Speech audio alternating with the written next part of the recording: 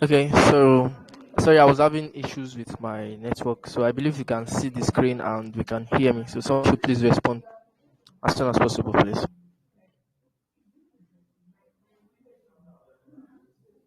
Hello.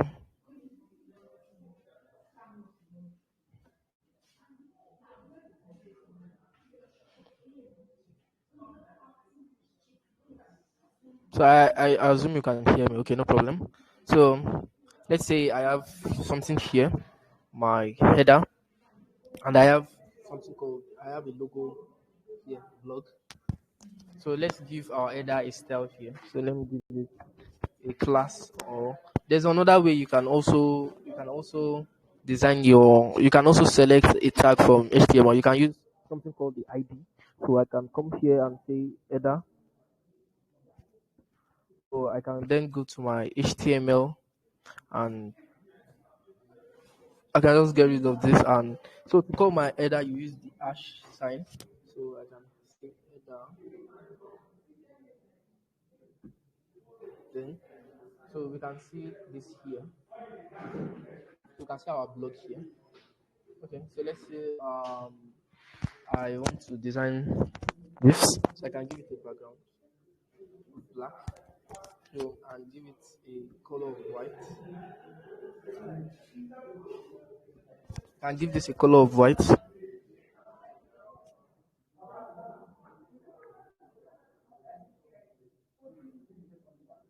Okay, so we have this a color of white. Yes.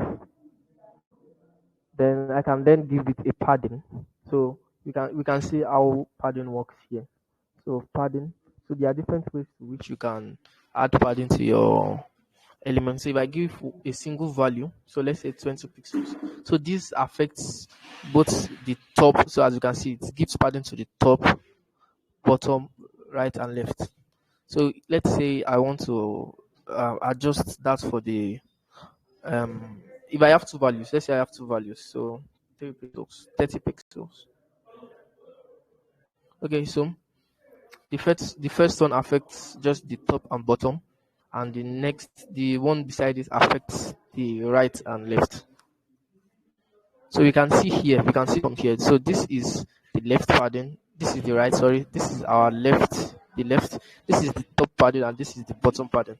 So the first value affects the bottom and the top, and the next one beside it it affects the left and the right padding. So let's say I have four values. So 40, 40 pixels, 100 pixels. So the arrangement for this is the arrangement for this is top, right, bottom, left. So top, right, bottom, left. So if we check this, so we can see there's a difference. So for top, right, bottom, left. So we can see that here. So we can see it greatly affects this. So let's compare now header, and if I check my style, so we can see top, right, bottom, left. So if I change this top right, you can see our bottom has style of 400 pixels. So if I change this here, if I change this, so we can see that it reduces the pixels. So let's say I change this to 10, so we can see that there's a change. So if I add this back, so 100 pixels, so we can see that. So you can actually play around your CSS in the console of your browser here. Okay, so let's say this is the heading of your blog. So let's go down and say below this, say I can sorry below this in my HTML I can have something like this. So below my header I can have a div with a class of, say, about section about section. So if I come here and I say let's use a dummy text instead. So let's say lorem or let's say lorem 50. So let me just format this. Okay, so we can have this here. So you can see this. So if I come here and see this, so you can see. Okay, let's adjust the padding of our. So let me just come here. So we all understand the basics of adjusting the padding. So the same thing goes for margin. For margin, so when we have four values, so it stands for top, right, bottom, left, and this stands for top and bottom. This stands for left and right. So we can see this. We can see this here in our blog. So let's say I want to adjust that. So I can just come here to call the class. I can say this about section, about section, about section. So let's say I want this to be kind of at the middle. So I can then use something called width, a property called width. So most times, so let's say I give this 500 pixels. So it adjusts this to 500 pixels. So we can see 500 pixels of the screen. So let's say I'm trying to, okay, sorry. Let's give this to put this at the center. Let's give this a margin of auto. So auto means it's equal spacing at the left and at the right. So by giving equal spacing at the left and at the right, so it's actually puts it at the center. So you can see this. So let's increase this a bit. So let's say we can have, let's say I have 1024. So let's see. Okay, let's change that. Let me change that. Let's say 760 pixels. 760 pixels. So we can see. So then we can then add padding to that. So let's give it padding top. So another way of affecting your padding is calling each of them individually. So instead of using only padding, so we have padding left. If you want to you want to change the padding of the left alone, you have padding top, padding bottom, padding right. So I want to change that of the top alone. So I'm gonna have this. So padding top of, let's say, around 40 pixels. So we can see this. So we can see this. Mhm. So okay, if I want to, let's say, okay, let's add another section instead. Let's say we have some lists. I have a list, div section. So let's say another section. Let me give this a class of another section.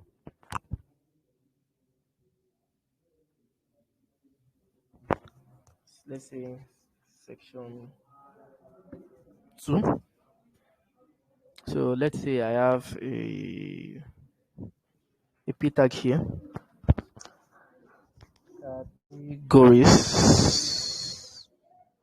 Categories, and let's have a UL link here. And let's say I have 6,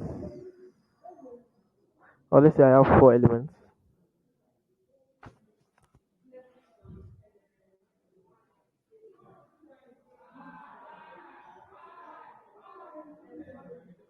Okay, let's say I have category 1 to 4.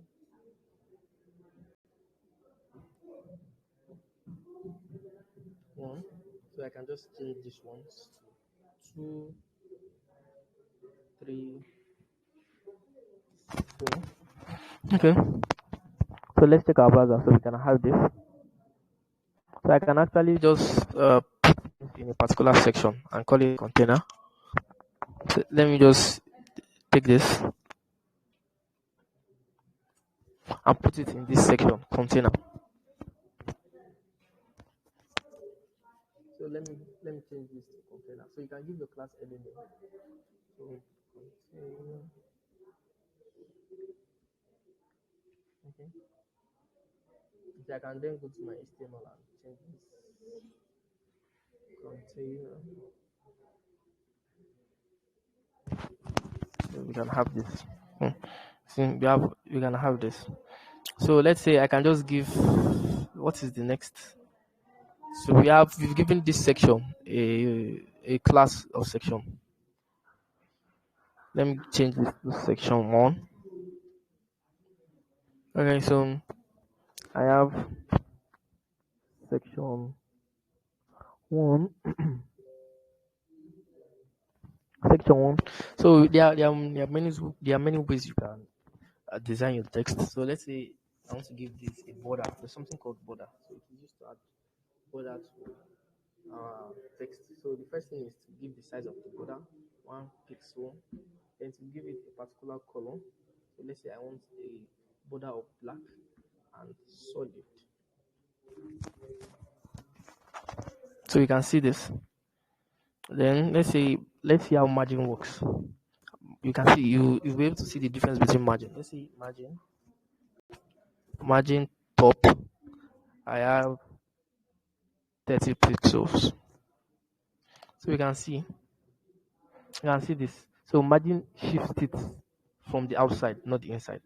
So let's say I have padding instead. So if I say padding,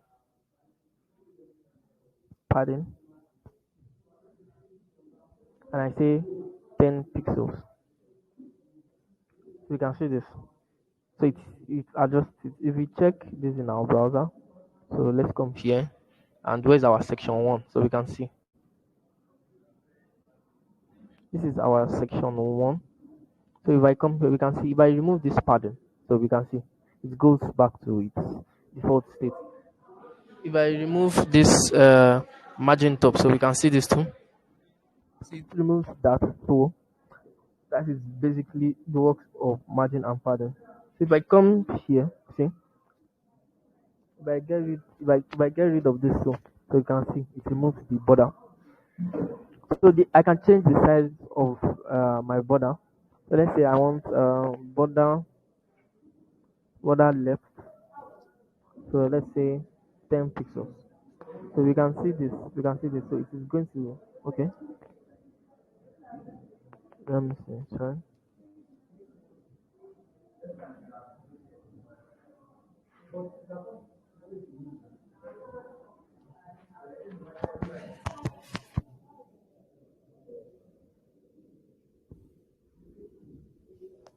I'm coming. Let me try something else. Border top 10 pixels.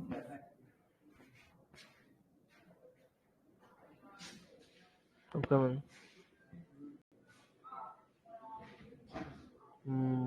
Okay, let's take that of style instead. So you can come back to that style. Okay. So we have different styles of this. So let me go back so we can see the different suggestions. So we have dashed, we have dotted, we have double. So let's come here and say I want dashed instead. So let's get rid of this solid. So we can see that our border is going to be in a dashed format. So we can see this.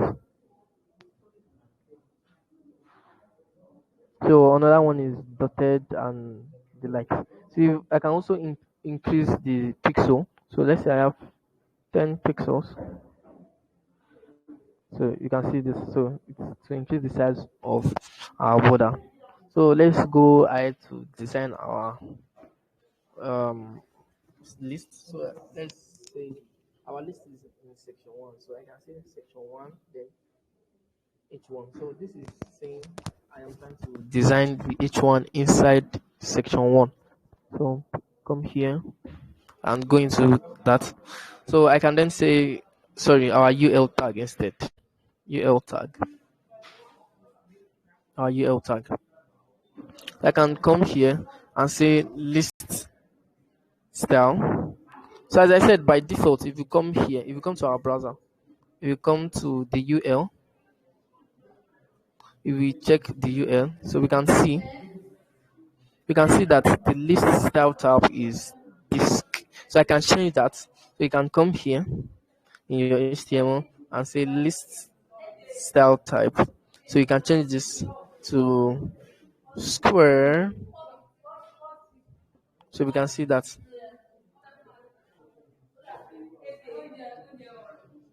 So you can see that it changes it to square. So it crosses out the default statement. So it changes it to square. Okay. So actually, you can also get rid of it. So if I say none, none, none. So you can see this. So it shows none. So it's not showing any style. And let's come to our li. So you can check our li here. You can check our li. Okay. So you can see that there's no style. So new style type none. So and by default your UL is always in block, in display of block. So if I can change that using the display. So once you click into display, you can see many different suggestions. We have block, we have kids. So we'll be dealing with block and inline for now. So if I click inline, so it is going to spread them out. Okay, sorry. You have to directly okay. So let's go here to our section.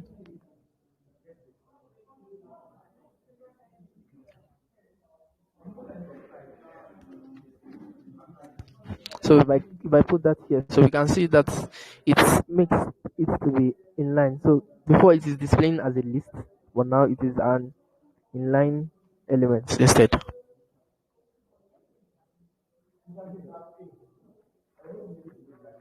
Okay. So I'll be teaching us something regarding relative and absolute too. So let's come here. Let's say I want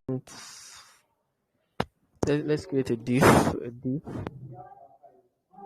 Oh, let me create a class. Oh, section 2. Okay.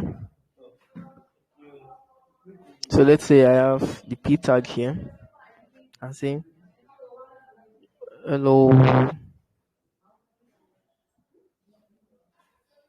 world. Then let's say I have another text here, and I say h2 to be css. So let's check that in our browser. Okay. So for our section 2, I'm going to do the same. Section 2.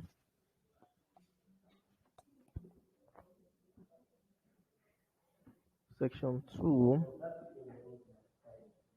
So let me give that a border.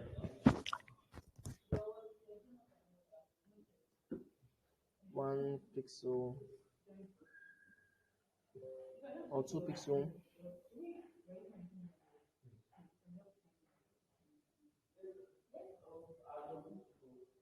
Um, solid.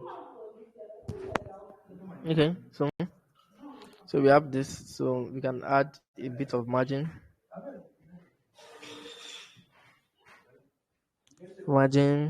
So that will be, let's say, 20 pixels. Margin top. I just want to increase that of the top. Margin top to be 20 pixels. So we can see that. Okay, then you can also have change the padding. So let's say padding. So 20 pixels too. Now, so let's say I want to change the style of my text. So I can then use section 2. Then we have the p text. So this is where we we talk about positioning in CSS. So by default, a position is always static in HTML. So let me explain relative and absolute. So let's say I have this absolute. So and I say top 20 pixels or 40 pixels. So if we check our browser, so okay, sorry, section 2, sorry, section 2. So you can see that this text is nowhere to be found. Let me add a little bit of pixels to this so we can see. So we can see that it comes here. So by default, when you give an element a class a position of absolutes, it becomes relative to that of the entire entire viewport of the browser. So to change that, I can then come here. What is the parent element? So this is the parent element, the container here, because this particular div is inside the container. So this container is the parent tag. So I can then come to the parent tag and give that a position of, which is container. I can give that a position of relative, position of relative. So we can check that.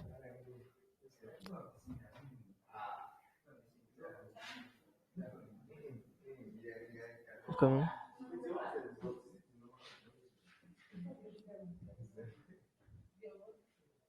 Sorry. So we'll be using this instead, this parent element, because the p tag is inside this div. So we can see that the text is in relative with this container. So this container is starting from here. So that is the parent element. But I want it to be relative to this element here. So I can then come here to section 2 instead. So we can see how relative works. So if I remove this,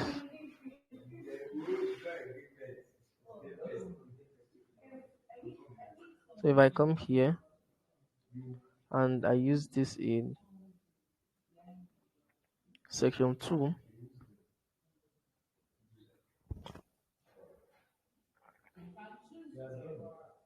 so we can see the difference. So we can Sorry, see sir. this. I can't see. Sorry, excuse me, sir. Please, I can't see what you're pointing to. You can see. What you're saying? Like you were talking about a section or something. I can't see it. Okay. So I said when we have a position of relative in the container. So let me get rid of that first. Control Z. Okay. So we can see this. This is the container. Okay, let me give this container a background.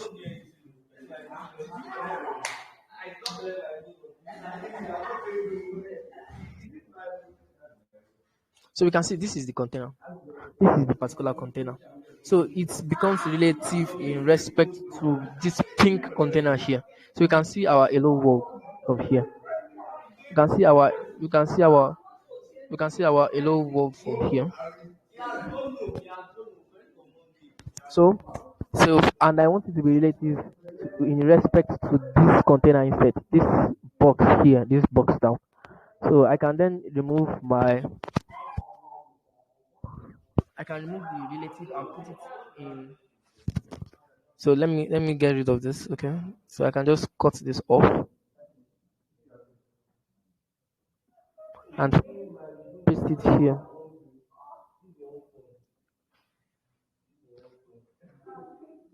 Sorry.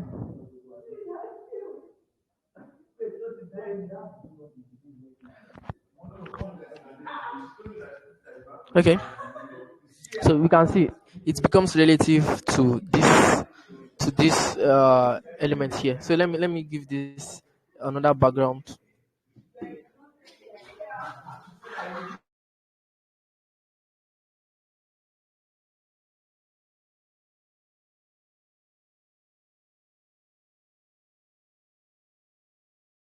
So let's say I have a BG of red.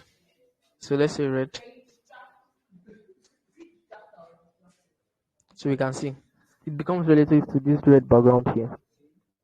So if I change this to 40 pixels, So we can see that. So you can see so it becomes relative to the parent element.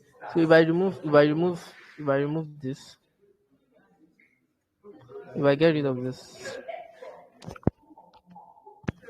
so it is going to go back to its default position. So this is its default position here.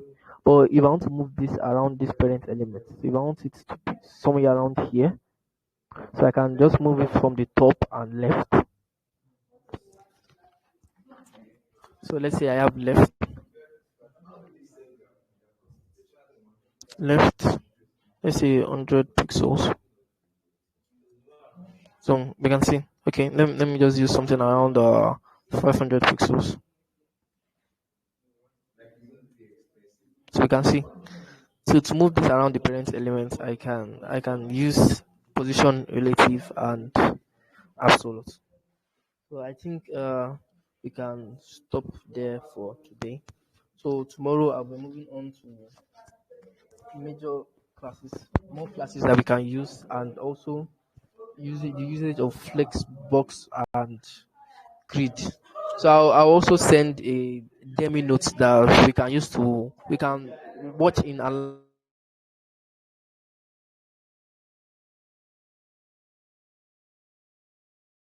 with the video to help us to better understand what we are reading.